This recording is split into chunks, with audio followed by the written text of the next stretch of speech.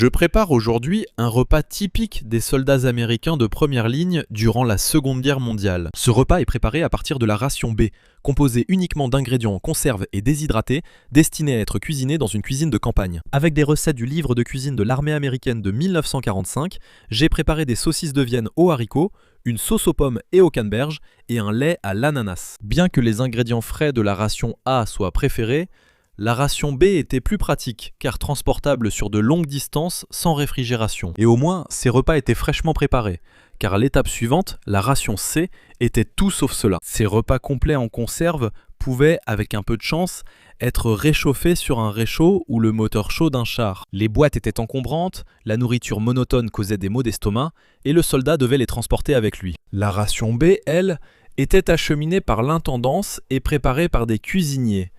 Mais ce n'était pas toujours délicieux. Les saucisses de Vienne et les haricots étaient vraiment assez désagréables. Les haricots étaient corrects, mais la viande était anormalement molle. La sauce pomme canneberge, faite de fruits déshydratés, ressemblait à une compote et irait bien avec du porc frais.